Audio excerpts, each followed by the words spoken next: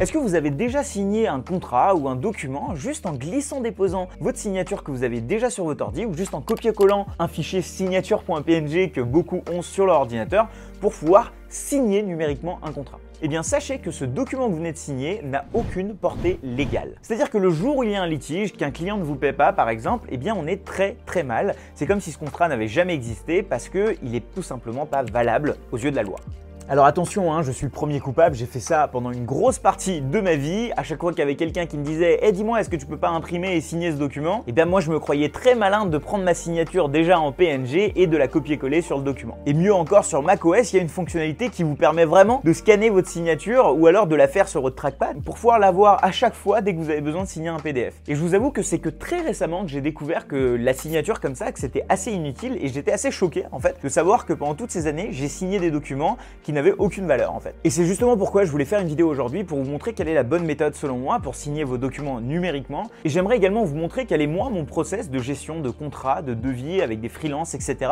Un, pour rester dans la légalité et deux, pour éviter que mes contrats se baladent un petit peu partout dans Google Drive, sur mon dossier téléchargement, mon bureau, etc. Comment est-ce que je consolide tout ça? Et surtout, troisièmement, comment est-ce que je fais pour automatiser à chaque fois qu'un contrat est signé? Où est-ce que je mets ces documents? Comment est-ce que j'automatise derrière tout ce qui se passe avec un logiciel que vous avez certainement déjà entendu parler, qui est Zapier. Allez, c'est parti, je vous explique tout ça. Pour mieux vous expliquer, je vais vous prendre un exemple. Imaginons, moi je suis recruteur en freelance, qu'on appelle communément un chasseur de tête. Donc c'est-à-dire que mes clients, les grandes entreprises, me missionnent pour que j'aille leur recruter des candidats. Par exemple, n'importe quelle grosse startup, scale-up peut me missionner pour lui trouver un CTO. Et la particularité de mon métier, c'est que je vais envoyer un contrat à cette boîte pour être certain que quand je lui présente un candidat, qu'elle ne le recrute pas en bypassant, que quand ce candidat est recruté, que je reçoive bien ma commission, parce que moi je suis payé uniquement à la commission qui est une partie du salaire en fait de ce candidat. Et ce contrat stipule aussi qu'en cas de retard de son côté, il me doit des pénalités de retard et que si jamais le candidat que j'ai amené dans la boîte, s'il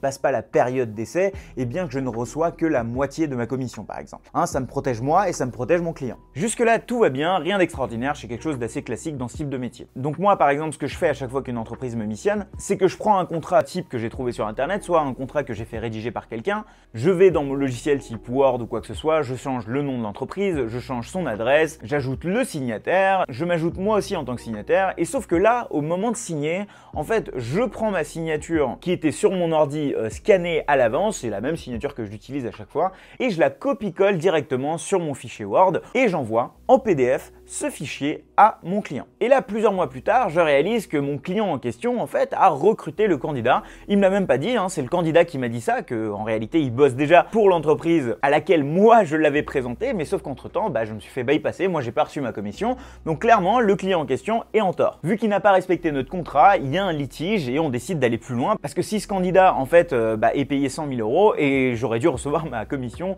de 20 000 € par exemple. Et 20 000 €, moi, je suis prêt à aller un petit peu plus loin pour être certain d'être payé. Et à ce moment-là, pour prouver que le contrat a bien été signé, on va me demander l'original à envoyer avec lettre recommandée en accusé de réception pour être certain que le contrat a bien été signé. Sauf que le PDF en fait que j'ai envoyé, c'est ça l'original. Et je l'ai pas imprimé ce truc-là. Je l'ai pas signé à la main, je l'ai signé directement avec ma signature en PNG. Sauf que le PDF que j'ai envoyé est tout simplement pas considéré comme original en fait. Donc malheureusement, je peux tout simplement rien faire. Ce contrat, il est pas recevable parce qu'il a aucune portée légale et donc c'est comme si ce contrat n'avait jamais existé. Du coup, est-ce que ça veut dire qu'on fait comme on faisait avant, c'est-à-dire imprimer à chaque fois le contrat, le signer à la main, le rescanner, garder les originaux pour qu'un jour, si on a un litige, qu'on puisse envoyer en accusé de réception cet original? Non, clairement pas. En fait, ce que j'aurais dû faire, c'est une signature électronique. Je suis certain que vous avez déjà entendu parler du terme signature électronique, peut-être que vous aussi vous avez signé électroniquement déjà des documents, et c'est pas exactement la même chose de ce que j'ai fait tout à l'heure. Juste glisser-déposer une signature, c'est pas signer électroniquement. Et pour faire du coup cette signature électronique, j'ai besoin d'un outil de signature électronique. Il y en a plein sur le marché, mais il y en a un qui est un outil français qui se démarque très bien dans l'écosystème, c'est YouSign. Notamment parce qu'ils ont la gestion des templates qui permet d'éviter d'aller éditer à chaque fois par exemple le nom du client ou l'adresse du contrat qu'on va envoyer ou du document qu'on va envoyer. Mais surtout, et ça c'est ma préférence perso, parce qu'ils ont une intégration Zapier qui permettent d'automatiser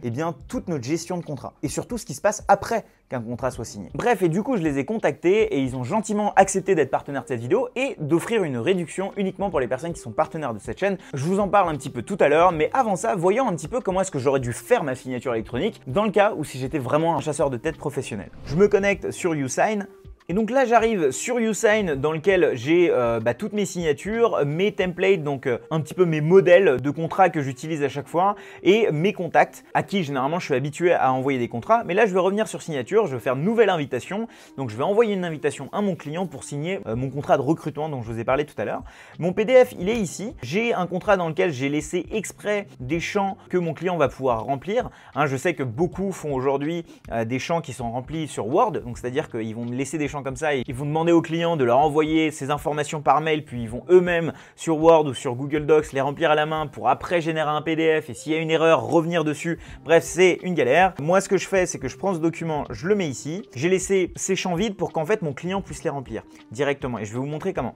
Donc en fait, ici, je vais créer un champ. Je vais dire texte de saisie et je vais demander directement au moment de la signature à mon client le nom de la société. Donc ça, c'est la question que j'aimerais poser. Je dis qu'elle est requise parce que ça veut dire que le client ne peut pas signer ce document sans qu'il ait rempli ça. Et là, l'interface me demande, ouais, mais qui va être le signataire? Là, on va dire que j'ai un nouveau signataire. Il s'appelle Denis Brasco. Hop.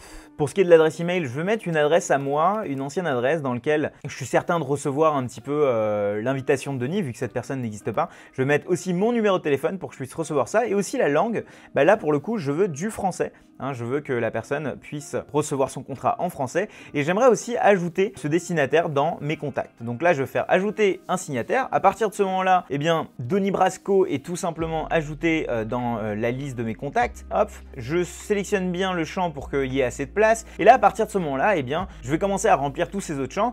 Il y a les champs que j'ai envie de lui demander. Il y a des champs que je connais déjà, par exemple. Combien coûte cette prestation? Je vais la mettre directement moi-même ici. On va dire qu'elle coûte 50 000 €. Hop, et je vais pouvoir continuer à remplir tous ces champs-là. Il y a des champs, par exemple, comme les paraphes. Moi, j'ai envie que chacune des pages de ce document soit paraphée. Donc là, je clique sur paraphe. Et vous allez voir qu'il y a directement le DB qui a été ajouté. Ensuite, on arrive vers la fin du contrat, là où je vais ajouter les signataires, donc les personnes qui vont signer ce document. Ici, je sais que mon signataire, c'est Denis, qui est mon client. Hop, je l'ajoute ici. Et je vais aussi lui demander son nom, par exemple. Donc là, je peux lui dire, comme la dernière fois, texte de saisie, nom et prénom du signataire.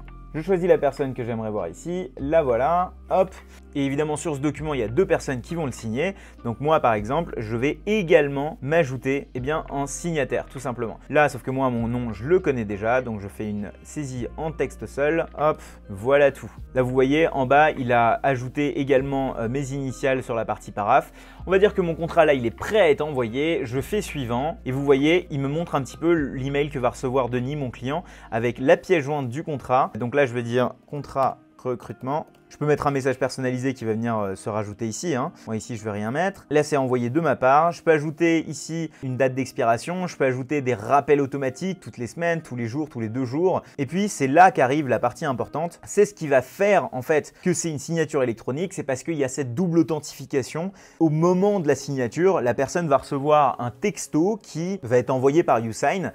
Et c'est la combinaison de cette signature sur son ordinateur et cette demande de texto dans lequel il va devoir rentrer un code, c'est là que ce document va être considéré être signé tout simplement. Donc là, typiquement, ces deux personnes vont recevoir un code par SMS qu'ils vont devoir signer. Donc là, je vais le faire moi de mon côté. Je fais accéder au document. Et là, souvenez-vous, le contrat de Denis, je l'ai envoyé sur mon adresse email perso juste pour me faire passer pour lui. Voilà, bonjour Denis, accéder au document. J'accède au document. Vu que j'ai demandé à Denis de remplir un certain nombre d'informations, il va devoir les remplir ici. Hop, je commence la signature électronique. Donc là, c'est quoi le nom de la société? Je vais appeler ça Denis Corp et mon nom, c'est Denis Brasco. Hop, je confirme. Là, vous voyez, tous les champs en fait sont automatiquement complétés. Bon, évidemment, j'ai pas tout rempli, mais là, vous voyez bien que si j'avais tout rempli, la personne aurait eu tout un formulaire à remplir et ensuite, il n'y a plus jamais de je vais dans Word un par un, je vais lui demander ça par mail et ensuite le faire. Là, je signe tout simplement. Vous voyez, c'est pas une signature manuscrite, c'est juste que je vais signer ici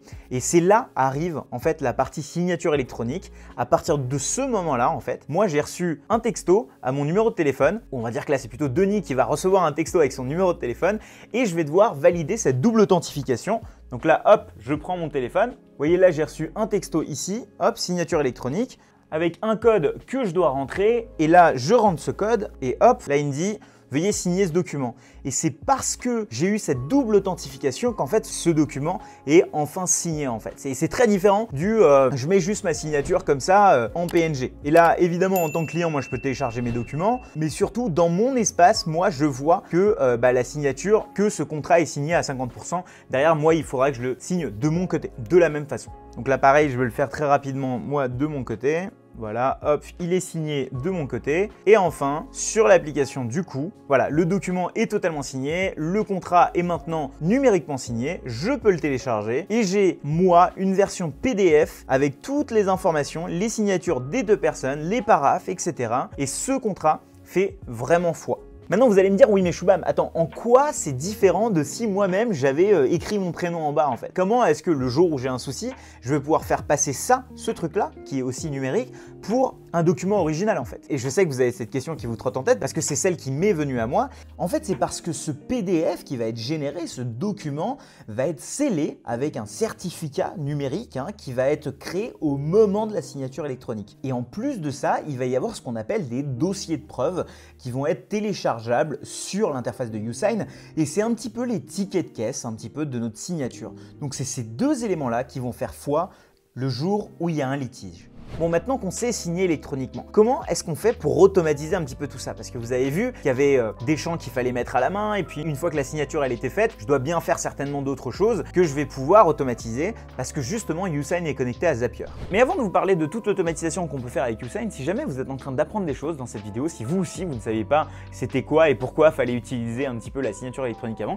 n'hésitez pas à mettre un petit like sur cette vidéo, ça permet de faire découvrir ça à plus de gens et surtout de démocratiser un petit peu cette connaissance technologique qu'on doit aujourd'hui tout savoir et pas se faire avoir le jour où on va avoir un problème.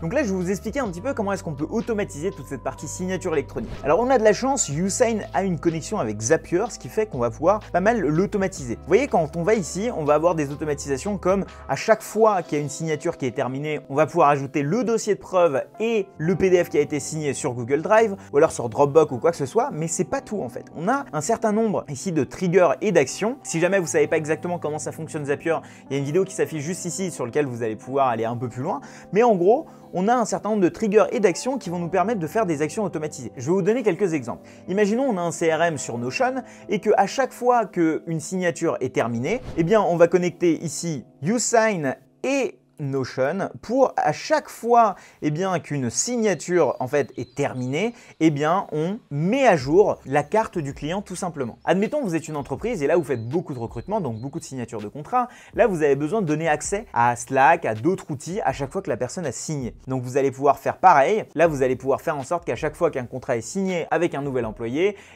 automatiser tout son process d'onboarding derrière. Imaginons des commerciaux qui dès qu'ils signent un contrat, ils peuvent envoyer des messages sur Slack, automatiser.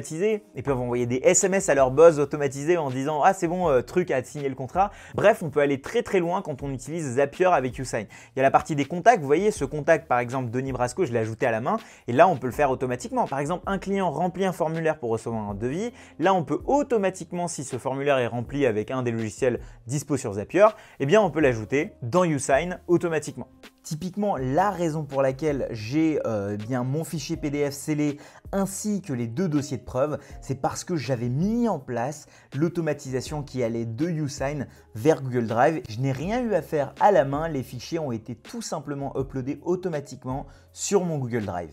Alors j'attire votre attention sur une chose, Zapier est uniquement disponible sur le plan pro. Pour l'instant, donc en janvier 2022 au moment où je vous parle, je ne sais pas exactement comment est-ce que ça va évoluer, mais pour l'instant c'est uniquement pour le plan pro. Mais pour ce qui est des autres plans, et pour tous les plans d'ailleurs, vous avez un code promo qui est en description, qui vous donne droit à une réduction assez sympa. Je vous laisserai aller voir, et je vous laisserai aller voir aussi les autres fonctionnalités dont je ne vous ai pas du tout parlé sur YouSign, notamment les templates qui vous évitent de remplir tout à chaque fois à la main et de perdre du temps. Bref, tous les liens sont en description et je vous laisserai aller voir. En fait, on a toujours considéré l'administratif comme un truc chiant. Suffit d'aller sur Google par exemple et de taper administratif dans Google Images. Vous allez voir qu'on a toujours cette image de gros piles de dossiers qui nous envahissent et en fait on sait pas trop comment faire. Alors qu'en réalité c'est comme tout, il suffit d'avoir les bons outils. Par exemple moi je détestais la comptabilité. Là en découvrant les bons outils, la manière dont c'est vulgarisé aujourd'hui sur internet, je commence à vraiment bien aimer la compta. En fait je commence à comprendre que c'est le nerf de la guerre. Et c'est un petit peu pareil sur la partie légale. Je pense que si vous avez les bons outils, vous allez pouvoir leverage, donc faire effet de levier un petit peu pour que ça serve plus à votre business plutôt que ça soit pris juste comme un truc qui vous fait perdre du temps. C'est comme en bricolage, quand on n'a pas les outils, ça marche un petit peu moins bien. Ça sert à rien de vouloir planter un clou en tapant avec son téléphone juste parce qu'on n'a pas de marteau, on va clairement le casser. Bon, dans cette vidéo, je vous ai parlé d'un outil qui s'appelle Zapier. Je vous en ai beaucoup parlé sur cette chaîne, mais peut-être que vous savez pas exactement comment utiliser cet outil hyper puissant d'automatisation. Et pour ça, je vous donne rendez-vous dans cette vidéo sur laquelle j'explique un petit peu quelles sont 5 de mes automatisations que je préfère et je vous les donne en template. On se retrouve du coup juste ici.